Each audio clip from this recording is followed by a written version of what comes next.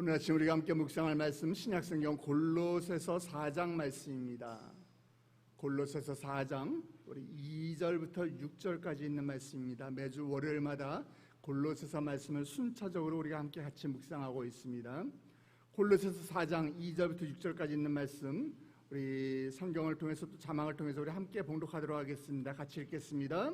기도를 계속하고 기도에 감사함으로 깨어있으라. 또한 우리를 위하여 기도하되 하나님이 전도할 문을 우리에게 열어주사 그리스도의 비밀을 말하게 하시기를 구하라. 내가 이 일 때문에 매임을 당하였노라. 그리하면 내가 마땅히 할 말로써 이 비밀을 나타내리라. 외인에게 대해서는 지혜로 행하여 세월을 아끼라. 너희 말을 항상 은혜 가운데서 소금으로 맛을 냄과 같이 하라. 그리하면 각 사람에게 마땅히 대답할 것을 알리라. 아멘.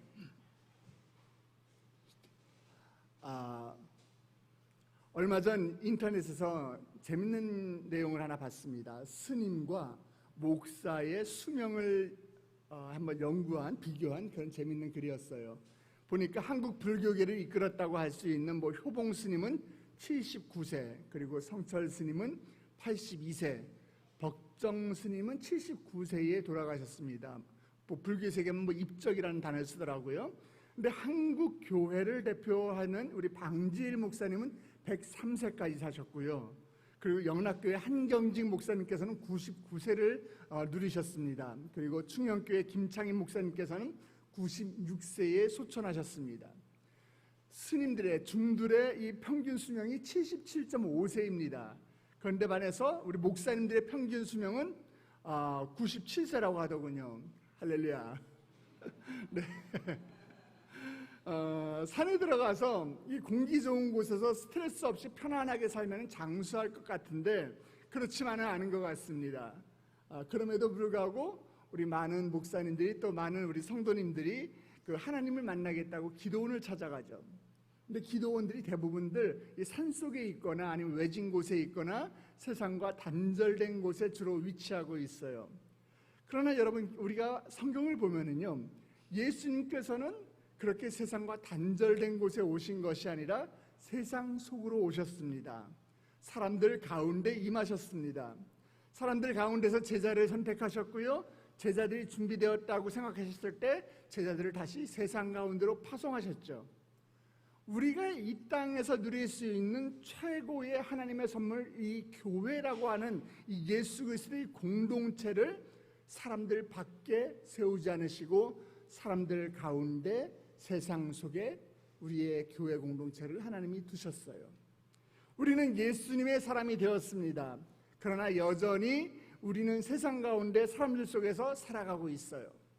그렇다면 이런 것들을 봤을 때 세상을 굳이 피하는 것만이 좋은 신앙의 모습은 아닌 것 같습니다. 우리가 신앙이란, 믿음이란 세상 속에서 우리가 살아가지만 그 세상의 거친 영향력 가운데 우리가 물들지 않고 오직 예수, 오직 하나님뿐이라고 하는 그 신앙, 그 복음을 세상 가운데서 우리는 견제할 수 있는 것입니다. 세상 가운데 살아가면서 세상처럼 변하지 않고 오로지 우리가 끊임없이 이 골로새서를 통해서 듣고 있는 말씀, 오직 예수님 한 분만으로 우리가 만족합니다. 우리가 오직 예수님 한 분만으로 충분합니다라는 이 신앙을 견제하기 위해서 우리가 포기하지 말아야 할 것이 있어요. 그것이 무엇인가? 오늘 성경 본문 말씀을 우리에게 도전해주고 우리에게 격려해주고 있는데 2절 말씀입니다. 우리 2절 말씀 다시 한번 볼까요? 기도를 계속하고 기도에 감사함으로 깨어있으라. 아멘. 여러분, 기도는 우리에게, 교회 다니시는 여러분들에게, 우리 그리스도인들에게 너무나 익숙한 단어예요. 기도라고 하는 것은 우리 기독교인들에게는 종교적인 행위만은 아니에요. 하나님을 모르던 우리의 조상들도 이른 새벽에 일어나서 어떻게 했어요? 정한수 떠놓고서 이렇게 빌었죠. 그것도 기도예요. 정성 들인 기도였어요. 불교에서는 어때요? 108배를 한다고 무릎이 까질지언정 이렇게 막 기도하면서 절하면서 공을 드리는 거, 그것도 불교에서는 나름대로 정성 들인 기도입니다. 그렇다면은 우리의 기도는 그런 다른 종교의 기도와는 달라야 되지 않을까요? 하나님께서 우리에게 기대하시고 하나님께서 우리에게 가르쳐 주시는 기도는 다른 종교들처럼 단순하게 그냥 종교적인 경건, 이 종교적인 진지함, 이 정성이 가득한 그런 모습뿐만이 아니라 우리는 그거를 넘어서 더 우리는 다른 그런 모습을 우리가 가져야 하지 않을까 이런 생각을 해보게 되었습니다. 사실 이 기도에 대한 이야기를 하면은요, 많은 성도님들이 이렇게 이야기합니다. 목사님, 어떻게 기도해야 하는 건데요? 그러나 그것보다 우리가 먼저 알아야 되고 우리가 먼저 깊이 생각해 봐야 되는 건 뭐냐면 왜 기도해야 하냐 이것이에요. 여러분 왜 기도하세요? 여러분 기도하시죠? 안 하세요? 다시 묻습니다. 여러분 기도하시죠? 아멘. 왜 기도하세요? 여러분 제가 이렇게 여러분 왜 기도하세요? 라고 물으니까요, 이렇게 물어본다면 대부분의 사람들이 어떻게 대답을 하는가 하면은 그냥 내가 원하는 것이 있고 내가 소망하는 것이 있고 내 뜻대로 이룰 수 없는 것들이 내 삶 가운데 내 혼자 힘으로 해결할 수 없는 그런 문제들이 있기 때문이죠. 이렇게 이야기할지 모릅니다. 그러나 우리가 왜 우리가 기도해야 되냐라는 질문 앞에서 우리 스스로가 해결할 수 없는 그 문제의 크기보다 더 크신 하나님, 그 하나님이 우리에게 어떠한 존재인지 우리는 그것을 먼저 생각해 봐야 하는 것이에요. 하나님은 인격적인 하나님이십니다. 아멘 하시기 바랍니다. 인격적이라는 것은 무슨 뜻인가 하면은 그 하나님과 내가 옆에 있는 지금 사람처럼 서로 관계할 수 있고 서로 대화할 수 있고 서로 친밀해질 수 있다라는 거예요. 서로 교제할 수 있다라는 것이에요. 기도가 무엇입니까? 하나님과 대화하는 것이에요. 그런데 기도를 하나님께 마치 청구서 내밀듯이 하는 분이 있어요. 청구서 내미는 것만으로 여러분 어떤 사람과 친해질 수 있습니까? 절대 청구서만으로는 친해질 수 없듯이 우리는 인격적인 하나님과 대화하면서 친밀해질 수 있기 때문에 우리는 기도해야 하는 것이고 그 기도를 통해서 우리는 인격적인 하나님과 만날 수 있는 것입니다. 그럼 목사님, 제가 소망하는 것 있고요, 제가 해결하지 못하는 이런 문제들이 있는데 그런 건 기도하면 안 되나요? 아니요, 기도하세요. 하나님 이런 거 주세요, 저런 거 주세요, 기도하세요. 우리는 그러나 하나님을 인격적으로 만나고 하나님을 절대적으로 신뢰하고 우리를 향해서 항상 마음을 열어주시는 그 하나님과 우리가 커뮤니케이션하고 우리가 교제하고, 그리고 그럴 때에 하나님은 우리를 아들 삼아주시고 하나님의 딸 삼아주시고 우리가 하나님의 자녀이기 때문에 하나님의 이름을 우리가 부르면서 기도하는 것들은 무엇이든지 간에 우리가 구하는 것들, 그것을 하나님께 응답받는 것이에요.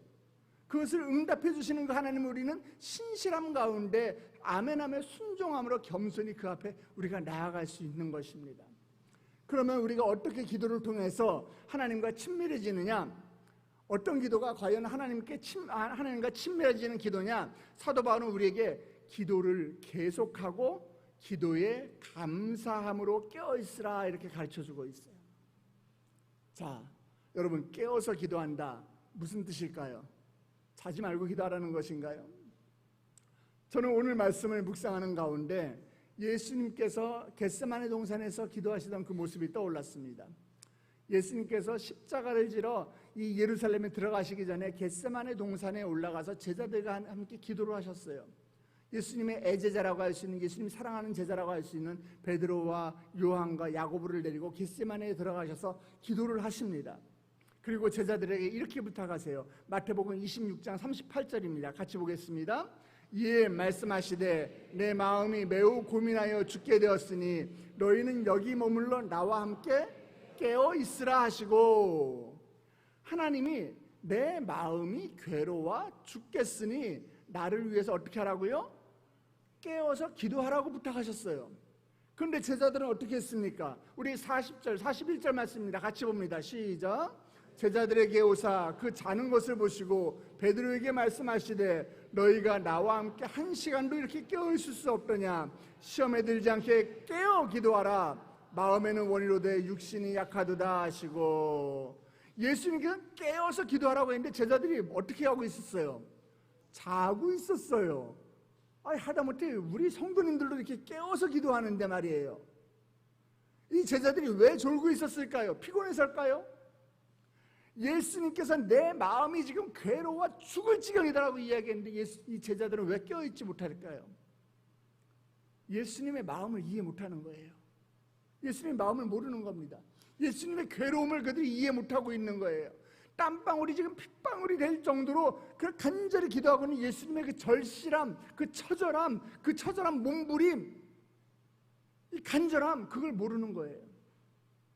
그러니까 예수님과 함께 기도할 수 없고, 예수님의 기도 속에 들어갈 수 없고, 예수님과 함께 깨어 있을 수가 없는 것이에요.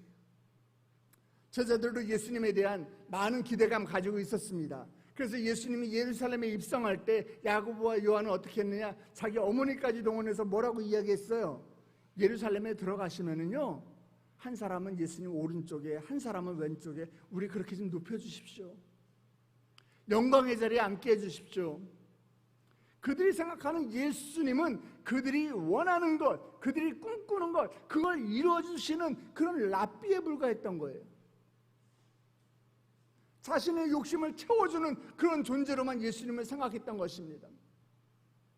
우리도 그렇게 기도해보지 않았나요? 우리도 야고보 요한처럼 우리도 그렇게 예수님 나 출세 좀 시켜주세요, 나 돈 좀 많이 벌게 해주세요, 이런 기도 여러분 해보지 않으셨나요? 우리도 그렇게 기도하지만 예수님의 마음과 상관없이 그렇게 우리도 기도도 해보았어요. 우리도 주님의 이름을 불러보았지만 결국 나에게 필요한 나의 욕심을 채우는 도구로 우리가 기도를 사용하지 않았던가요? 그 결과가 무엇입니까? 기도했는데 마음은 공허하고, 기도했는데도 불구하고 하나님은 나와 관계없이 멀리 계신 것만 같고, 기도했는데도 불구하고 우리는 계속 실망 가운데 들어갈 수밖에 없는 거예요. 깨어서 기도한다. 깨어서 기도한다라고 하는 것은 나의 마음을 바라보는 것이 아니라, 내가 원하는 것이 무엇인지 나를 바라보는 것이 아니라 먼저 예수님의 마음을 바라보는 것이고, 하나님의 뜻이 무엇인지 우리가 살피는 것이고, 예수님의 고난 가운데 내가 동참하는 것이고, 예수님의 처절한 몸부림을 내가 느끼는 것이고, 예수님을 통해서 우리가 그 기도 가운데, 나의 기도 가운데 들어가야 되는 것이에요. 기도는요, 내가 누구에게도 보이고 싶지 않은 것, 가장 은밀한 것, 내 권리와 주장을 포기하고 싶지 않은 그것까지도 하나님께 내어드리는 것이에요. 아멘 하시기 바랍니다. 예수님께서 겟세마네에서 왜 이렇게 처절하게 몸부림치면서 기도하셨을까요?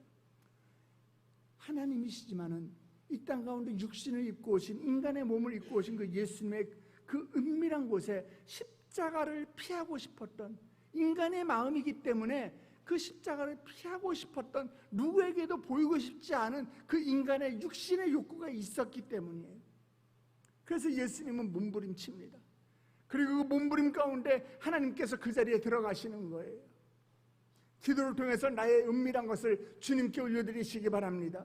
십자가 밑에 여러분의 은밀한 것을 내려놓으시기 바랍니다. 여러분의 기도 가운데 하나님이 반드시 함께 하실 것입니다. 또 사도 바울이 이야기합니다.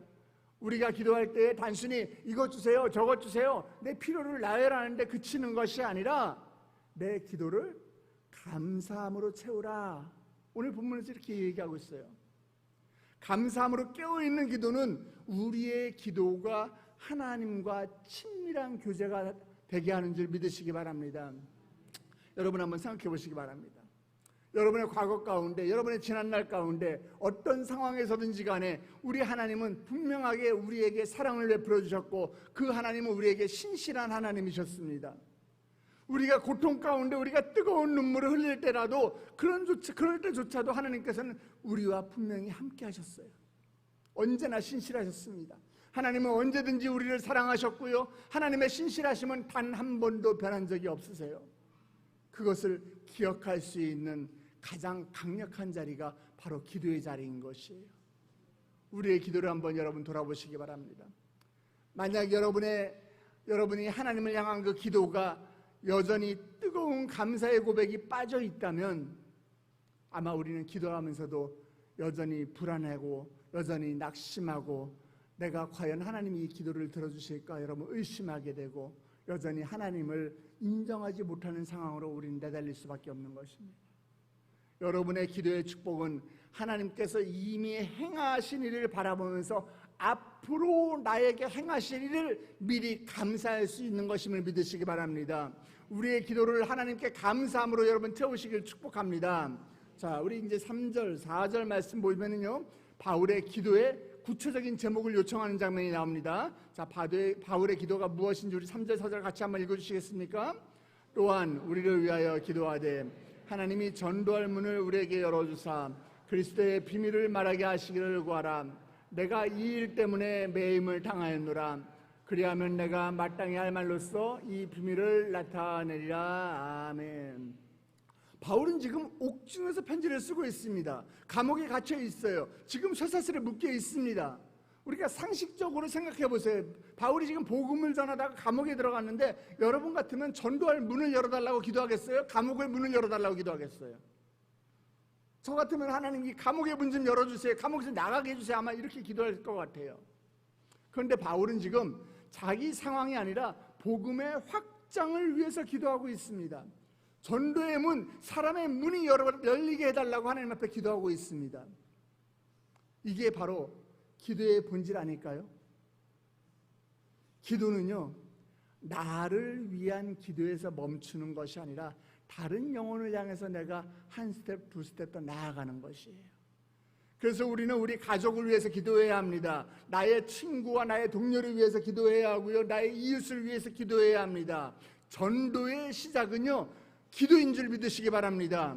우리 교회 지금 새생명 전도 축제 기간이에요. 여러분이 가슴에 품고 기도하는 그 이름 하나님께서 반드시 기억하시고 마음의 문을 열어주실 줄 믿으시길 바랍니다.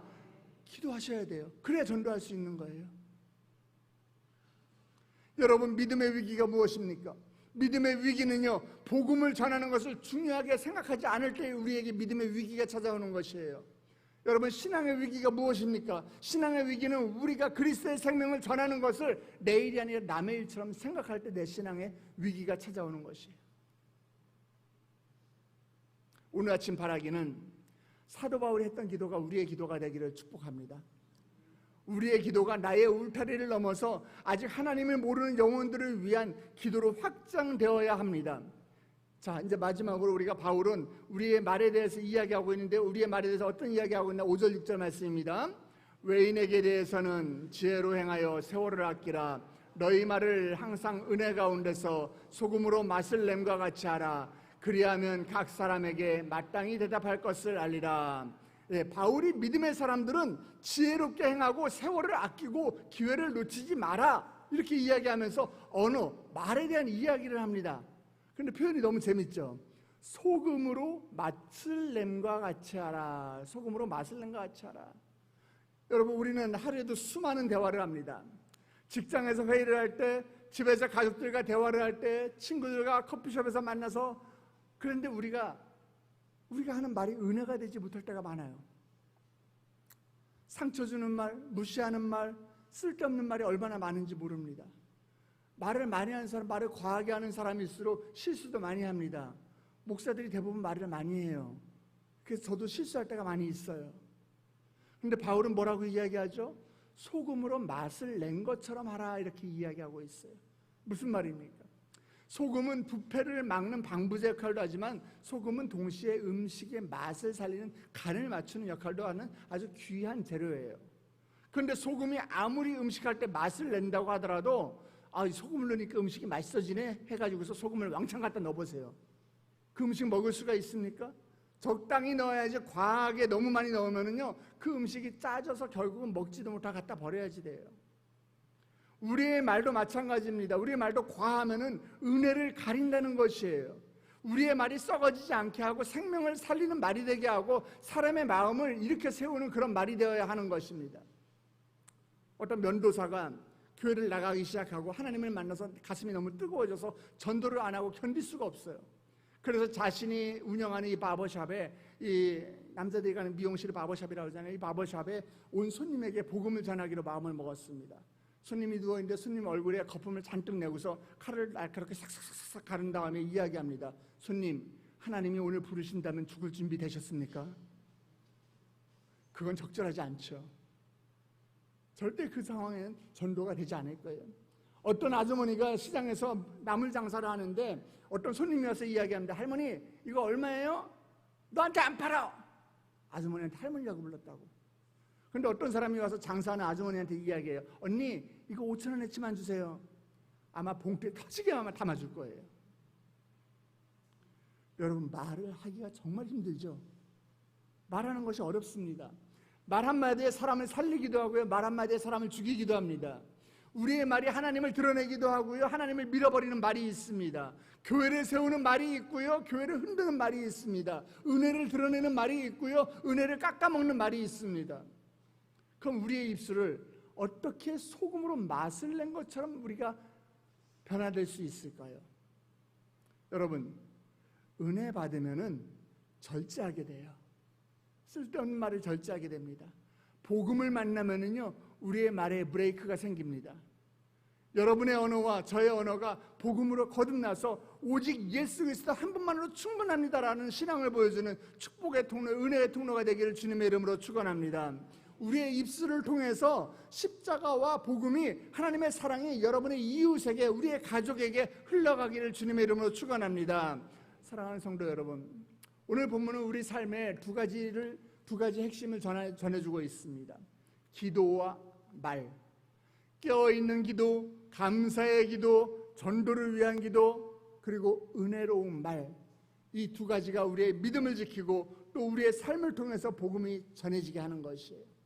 기도로 하나님과 연결되고 은혜로운 말로 세상과 연결되는 여러분 되시기를 주님의 이름으로 축원합니다. 그리하여 여러분의 모습을 통해서, 여러분의 말을 통해서 많은 영혼들이 주께 돌아오는 놀라운 역사가 있기를 주님의 이름으로 축원합니다. 우리 기도합니다.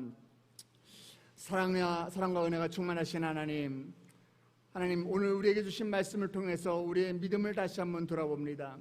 하나님, 나의 기도를 다시 살펴보니 하나님, 우리의 기도가 우리의 필요를 구하는 것을 넘어서 하나님의 마음을 알아가고 주님과 깊이 교제하는 시간이 될 수 있도록 주님 축복하여 주시옵소서. 또한 우리의 말이 항상 은혜와 지혜로 가득하게 하여 주시옵시고 십자가의 복음과 주님의 사랑을 증거하는 통로가 되게 하여 주시옵소서. 이른 아침 주의 전을 찾으며 빈손으로 나오지 아니하고 주님께 올려드린 귀한 예물이 있습니다. 감사의 예물이 있고 일천번제의 예물이 있습니다. 모든 것이 하나님의 은혜였음을 하나님 고백하오니 주님께서 축복하여 주시옵시고 하나님, 용인 교회 중심, 교구 중심으로 쓰임받는 가정이 될 수 있도록 용인으로 이사를 지어 허락하여 주시옵소서. 나의 남편을 책임져 주시옵시고 나의 아내를 책임져 주시옵시고 나의 자녀 가운데 주님 은혜를 베풀어 주시옵시고 입시를 앞두고 있는 나의 자녀에게 주님 지혜를 허락하여 주시옵소서. 아버지, 건강의 연약함으로 인하여 고통받고 있는 자들이 있습니다. 나의 기업을 주님께 올려드리니 주께서 책임져 주시옵소서. 프라미스 생명 전도 축제와 1천번 전금을 주님께 올려드리오니 아버지, 이 예물을 주께 올려드릴 때 나의 마음도 이곳에 함께 담았습니다. 하나님, 더 큰 것으로 우리가 감사하는 것을 즐거워하게 하여 주시옵시고 물질들인 손길들 하나님, 물질로 인하여 고통받지 않도록 하나님 물질의 축복으로 부어주시고 넘치게 우리가 구하는 것 그 이상으로 충만하게 채워주시는 그 하나님의 은혜를 경험하는 삶 될 수 있도록 주여 인도하여 주시옵소서. 이 물질이 쓰여지는 곳곳마다 다시 한번 예배가 회복되게 하여 주시옵시고 다시 한번 그곳에 하나님의 사랑을 경험하는 놀라운 예물이 될 수 있도록 주여 축복하여 주시옵소서. 이제 우리 성도들 오늘 말씀을 붙들고 세상 가운데로 나아갑니다. 하나님, 우리의 입술을 붙들어 주시옵시고 나의 기도가 아버지 하나님과 교제하는 놀라운 은혜가 있게 하여 주시옵소서. 함께 하실 주님을 찬양하며 머리 숙인 주의 백성들 예수님의 이름으로 축복하며 기도드렸사옵나이다. 아멘. 하늘에 계신 우리 아버지여, 이름이 거룩히 여김을 받으시오며 나라의 마옵시며 뜻이 하늘에서 이루어진 것 같이 땅에서도 이루어지이다. 오늘날 우리에게 일용할 양식을 주옵시고 우리가 우리에게 죄진 자를 사하여 준 것 같이 우리 죄를 사하여 주옵시고 우리를 시험에 들게 하지 마옵시며 다만 악에 싸우옵소서. 대개 나라와 권세와 영광이 아버지께 영원히 있사옵나이다. 아멘. 이 시간에 여러분 말씀을 붙들고 기도하시기 바랍니다. 여러분의 기도 가운데 하나님이 분명히 응답하실 것입니다. 내가 구하는 것 그 이상으로 하나님께서 신령한 것으로 넘치게 부어주시는 그 하나님의 사랑과 신실하심을 여러분 기대하며 기도의 자리로 나아가길 축복합니다. 그 전에 우리가 함께 기도할 것은 우리 교회와 담임 목사님을 위해 기도해 주시기 바랍니다. 우리 교회 지난주부터 이제 새생명 전도 축제 기간이 시작이 되었고 마을마다 지금 마을 부흥회가 열리고 있는데 하나님, 우리가 강건하여 주의 전을 채우게 하여 주시옵소서. 전도의 일꾼이 넘쳐나게 하여 주시옵시고 아버지, 우리가 전도하는 영혼들이 우리 세대교회에 발을 내디딜 때에 그들이 우리 교회 교속부에만 이름이 등록되는 것이 아니라 하늘나라 생명책에 그들의 이름이 기록되는 놀라운 은혜의 장소요, 축복의 장소요, 기적의 장소가 우리 세대교회가 되게 하여 주시옵소서. 우리 영적인 스승으로 우리 불러주신 우리 담임 목사님 위해 기도해 주시기 바랍니다. 하나님, 우리 담임 목사님 영육간의 강건함을 주님께서 책임져 주시옵소서. 육신의 회복을 명하여 주시옵시고 다시 한번 단에서 아버지 사자처럼 부여하는 그 말씀이 우리 담임 목사님의 입술을 통해 선포될 수 있도록 주여 우리 담임 목사님의 육체를 주님께서 책임져 주시옵소서. 우리 여러분들의 기도 제목을 함께 다 같이 주님의 이름을 크게 3번 부르고 기도의 자리로 나아가도록 하겠습니다. 주여